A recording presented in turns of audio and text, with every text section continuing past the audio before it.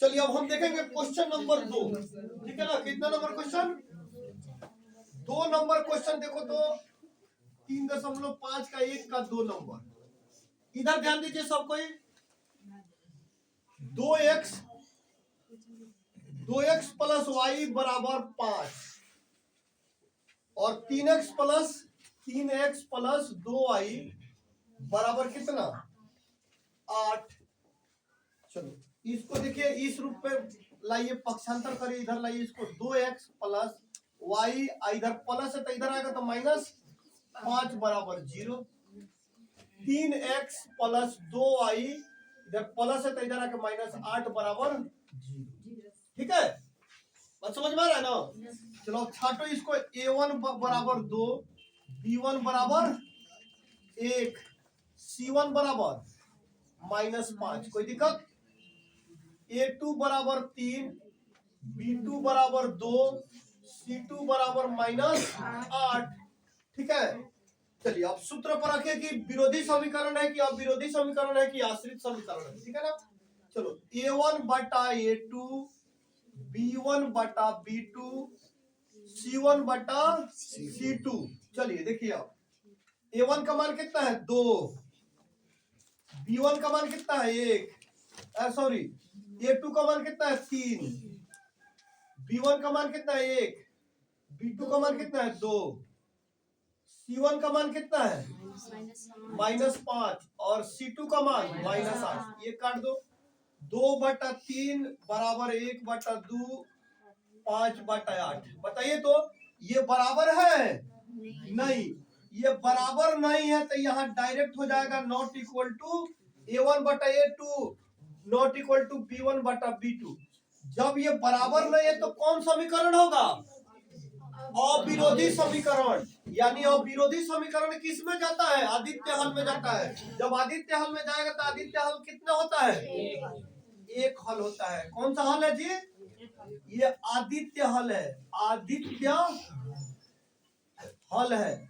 जब कह रहे हैं सवाल में आदित्य हल है तो किस विधि से इसको हल करना है? ब्रज गुणन विधि से। तो यहाँ देखिए, ब्रज गुणन विधि का एक सूत्र दिया है। x बराबर, याद है ना जी? x बराबर और y बराबर। देखिए x बराबर होता है, x बराबर सूत्र है क्या?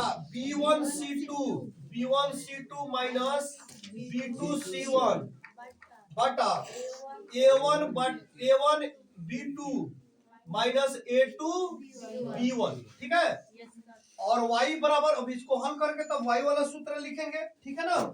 चलो x बराबर, अब b1 का मान कितना है? देखिए तो 2। c2 का मान कितना है? c2 का मान -8। c2 का मान -8 ना है। b1 का मान कितना है? 1। अच्छा, b1 का मान 1 है ना? माइनस b2 का मान देखिए तो कितना है? 2 गुना c1 का मान कितना है? -5 बटा a1 का मान कितना है? देखिए तो a1 2 गुना b2 का मान कितना है? 2 या माइनस a2 का मान कितना है? 3 गुना b1 का मान कितना है? 1। चलिए अब देखिए, इसको गुना करोगे तो प्लस माइनस माइनस, अब माइनस माइनस प्लस 5 दूना 10 बटा 2 दूना 4, अब माइनस 3। 1 में 3 से गुना करोगे तो 1 ही होगा, 3 ही होगा। x बराबर, अब चलो 10 में से 8 गया 2, प्लस की माइनस? प्लस। और 4 में से 3 गया 1, यानी x का मान आ गया आपका 2। x का मान कितना आया? 2। अब चलिए x का मान तो निकाल दिए, लेकिन इसमें एक और सूत्र है। y बराबर क्या है जी? y बराबर एक सूत्र है। देखिए y का मान आप लोग याद कर लीजिएगा। ठीक है ना? C1A2 माइनस C2A1 बटा A1B2 माइनस A2B1। कोई दिक्कत? चलिए अब यहां देखिए, C1 का मान इसमें देखिए क्या है? -5 गुने A2 का मान 3 माइनस C2 का मान देखिए क्या है? -8 गुने A1 का मान देखिए क्या है? 2 बटा A1 का मान, A1 का मान कितना है 2 गुने B2 का मान 2 माइनस A2 का मान 3, B1 का मान 1। ठीक है ना। देखना मान गलती अगर रखा जाएगा तो आंसर भी गलती हो जाएगा।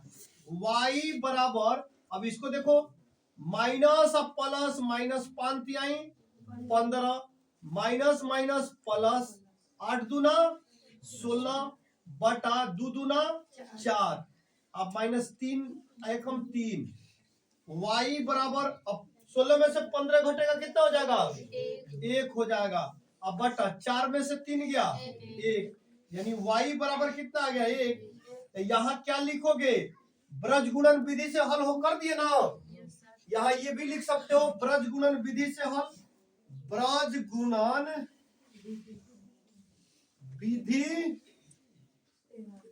से हल, ये भी लिख सकते हैं या छोड़ भी सकते हैं क्योंकि उसी नियम से कर रहा है हल करने के लिए। तो चूंकि x बराबर कितना निकला, x का मान 2, y का मान कितना निकला है 1, ये आपका क्या रहा आंसर हुआ। ठीक है।